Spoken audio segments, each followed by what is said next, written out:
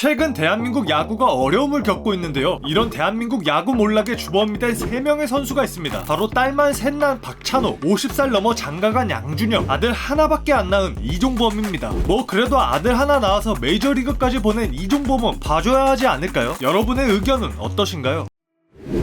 1998년 대한민국 야구의 전설 이종범에게 아들이 하나 생깁니다. 그의 이름은 바로 이정후. 그런데 이종범은 아들 이정후의 야구를 반대했습니다. 자신의 그늘에 가려져 평생을 살아갈 아들이 걱정돼서였죠. 그래서 이종범은 이정후에게 골프를 시켰는데 이정후는 골프 치면 뛰더라니까.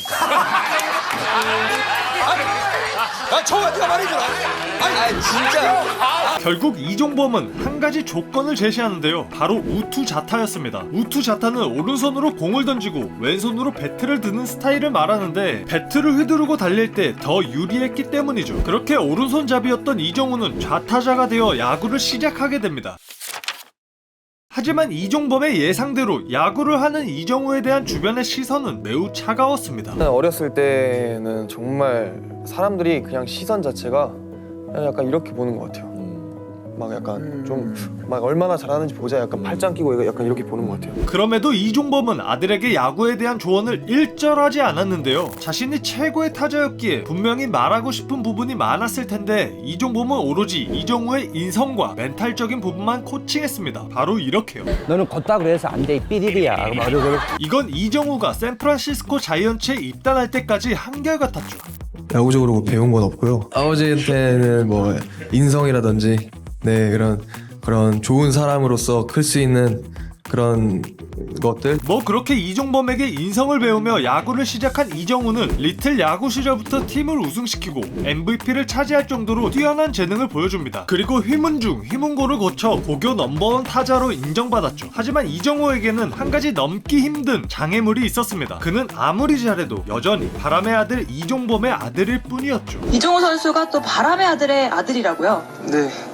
네, 이종범 해설위원님의 그렇게 이정후는 휘문고 시절부터 이종범의 아들이 아닌 이정후로 살자고 마음을 먹습니다. 지금까지는 이종범의 아들로 살아왔는데 이제는 제가 열심히 해가지고 이종범의 아버지 이종범 이길 수 있게 열심히 하겠습니다. 이후 이정후는 2017년 신인 드래프트에서 넥센 히어로즈의 1차 지명 선수가 되며 프로에 입단하게 됩니다. 그리고 매년 급격히 성장하는데요. 그 성장 속도가 정말 장난이 아니었습니다. 이정후는 결국 2022년 타율, 안타, 타점, 장타율, 출루율을 모두 석권하며 타격 5관왕에 오르고 시즌 MVP까지 달성하는데요. 당시 그의 나이는 고작 만 24세였죠. 그렇게 이제 이정후는 아버지의 이름이 아닌 자신의 이름으로 당당히 무대에 설 수 있게 됩니다. 그리고 모두가 보는 앞에서 이렇게 말했죠. 제가 아버지의 아들로 이제 살아왔는데 이제 오늘을 좀 계기로 앞으로 제 야구 인생은 제 이름으로 잘 살아갈 거여서 아버지도 아버지 인생 어머니랑 잘 같이 사셨으면 좋겠고. 여기서 잠깐 바람의 아들 이종범과 바람의 손자 이정후 둘 다 대한민국 최고의 타자임은 틀림없지만 둘 중 누가 더 야구를 잘할까요? 현재까지 최고 기록인 22년 이정후와 94년 이종범을 살펴보자면 이종범의 경기 수가 더 적음에도 아직 아들이 아빠한테는 안 되는 모습인 것 같은데요. 이종범의 도루와 WAR은 정말 다시는 안 나올 기록같이 느껴집니다. 94년도 이종범은 진짜 사기캐 그 자체였죠. 뛰면은 내가 이렇게 허공을 이렇게 나르는 기분이. 혹시 치타 그래 치면은 발굽 위 이렇게 탁탁 치는 것 같이. 이에 전문가들의 의견도 크게 다르지 않았는데요. 근데 나는 솔직하게 말해서 아직까지는 이정우 선배님 못 뛰어넘었다 생각해. 저는 솔직히 이종범 전 코치가 더 무섭습니다. 저는 이종범이죠. 이종범이죠. 그럼 이정후의 의견은 어떨까요? 솔직히 누가 더 잘한다고 생각해? 아빠지. 이거는 견주어 놓고 볼 수가 없는 게 일단 대한민국에서 제일 잘했던 선수야. 아빠. 모든 부분에서.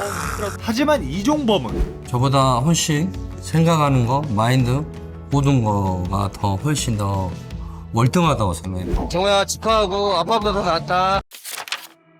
아직도 성장 중인 이정후가 이미 대한민국 최고의 타자로 인정받는 이유는 무엇일까요? 첫 번째, 그는 미치도록 좋은 선구안을 가지고 있습니다. 이는 공이 어떻게 올지를 예상하고 좋은 공만 골라치는 눈인데요. 한국 프로야구에서 이정후가 기록한 3,947타석 대비 304개의 삼진은 그의 선구안이 얼마나 탁월한지를 증명하는 지표입니다. 이는 메이저리그에서도 인정 인정할 수밖에 없는 능력이죠. 둘째, 컨택 능력입니다. 이정우는 역대급 컨택 능력을 가지고 있는데요. 아버지 이종범조차 컨택 능력은 저보다 훨씬 더 좋아요. 2, 3년 후면 아마 훨씬 더 저보다 더 우월을. 이정우는 정말 어려운 볼도 어떻게 해서든 컨택을 해냈습니다. 이건 이정우의 야구 철학에서도 잘 알 수 있는 부분이었죠. 좀 중심에 맞추자는 생각으로 치니까 중심만 맞으면 이렇게 멀리 가구나 이런 걸 알고 있으니까 어떻게 해서든 공을 중심에 맞추려고 계속 노력하고 있는 게 있어요. 마지막으로 이정우의 친화력인데요. 이정우는 키움 시절 주장으로 팀의 긍정적인 분위기를 조성하는 리더 역할을 잘 수행하는 것은 물론 말이 통하지 않은 외국인 용병 푸이그와 친화력을 보여주기도 했습니다. 그리고 현재 메이저리그에서도 며칠 만에 미친 친화력을 발휘하고 있었죠. 뿐만 아니라 여러 방송과 인터뷰를 통해 팬들과 소통까지 멈추지 않았는데요. 그래서 말인데 저도 이정우처럼 여러분들과 적극적으로 소통하고 싶은데요. 그런데 유튜브에서는 98.2%의 확률로 지금 이 영상을 보고 계시는 분들 중 대다수가 아직 구독을 하지 않고 있다고 말하는데요. 이 잘생기고 멋진 이정우를 봐서라도 구독, 좋아요 한번 부탁드립니다.